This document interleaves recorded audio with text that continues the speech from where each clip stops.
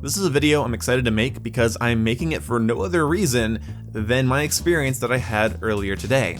Battlefield 5 just got an update, and because I don't feel like wasting your time, I recommend going and looking up the patch notes for Battlefield 5 and seeing everything that was changed, because making a video about patch notes is about as dumb as me reading you a menu from McDonald's. You can just look it up on your phone, and you can read it quickly, and you don't have to give anybody fucking ad revenue because they read a fucking page for you. It's ridiculous.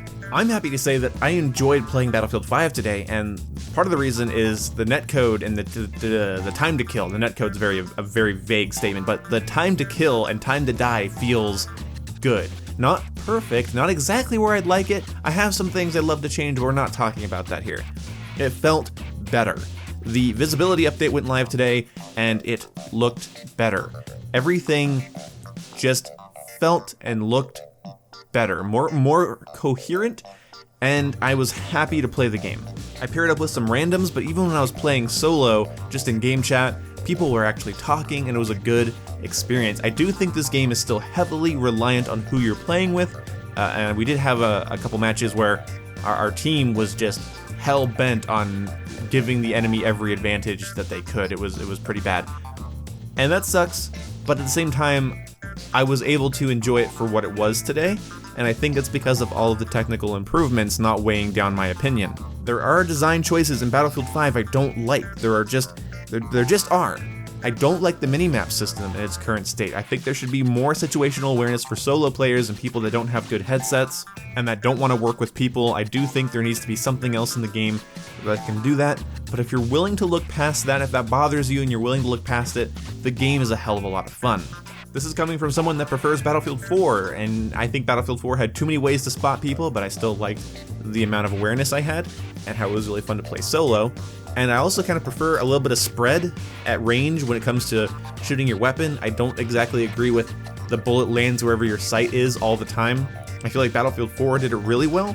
I never felt like RNG was losing me gunfights, but I didn't also feel like I was winning gunfights at ranges I shouldn't. And there's some weapon balancing things they can do. There's some bullet travel time things they could do. They could even make a little cone, so like past the effective range of your weapon, like your bullets actually will cone, so you can't just, pepper people accurately from like way outside your gun's effective range.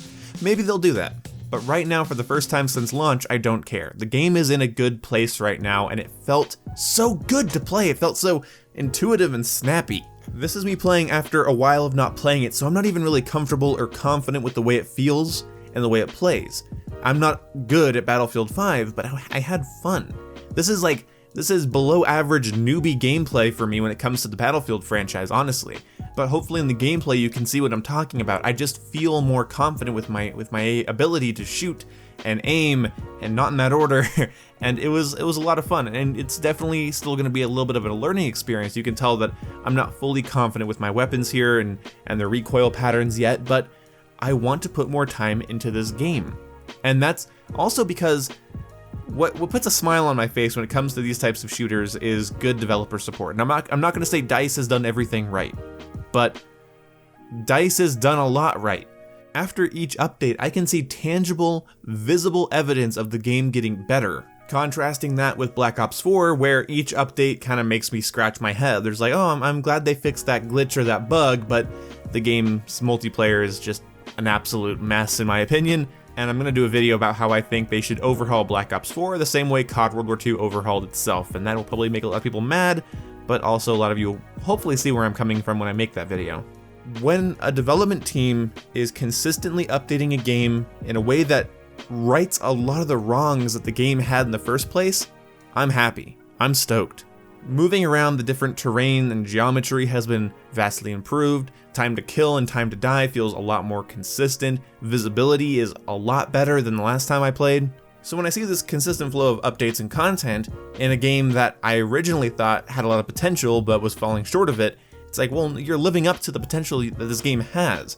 And seeing how this game isn't going to be over and done in 11 months, we have to wait until 2020 for the next Battlefield game. It's like, I can sit and strap in for the ride. If they keep this up, and I don't expect it to be a consistent level of support and content because that's kind of unreasonable in a lot of ways, but if they can keep it up, up through the summer and the fall, I will be extremely happy. Because we're coming up on spring here soon. When we get out of winter, I want to see what the game does. And I'm wondering if maybe these updates are currently just to get people to buy the game. They're just trying to show, hey, we're going to stick with the game, we're working on it, we're making it better. And then after spring, after summer, or sometime this year, it's just going to drop.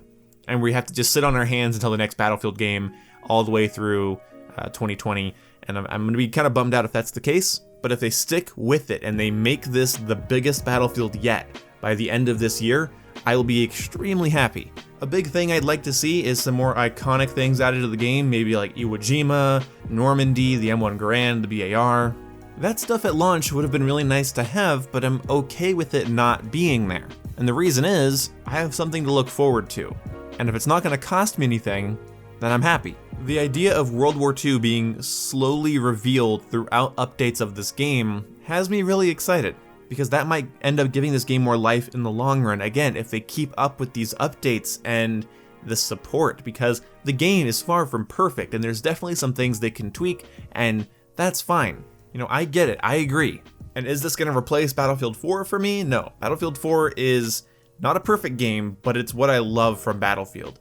And this game isn't the sandboxy, crazy, over-the-top experience that Battlefield 4 was, but it's definitely becoming a competent competitive shooter, and that's great. When I feel like a game is consistent, snappy, and supported, and I have things to look forward to, when it comes to the updates of the game that aren't going to cost me anything, I'm happy. And I'm hoping that people maybe rethink some of their harsher opinions about this game while remaining critical in the right areas. I'll probably do some more critical videos on this game later, but I want to let you guys know that I had a lot of fun today, and these updates have me really excited, and hopefully they remain consistent. So, yes, kind of a positive video today. I'm happy. I had a good experience, and I look forward to sharing more experiences with you. Maybe I'll even stream some Battlefield 5, and you guys can watch and see how bad I am, or how good I am, depending on your skill level and what your standards are. Anyway, I'll see you when I see you. Goodbye.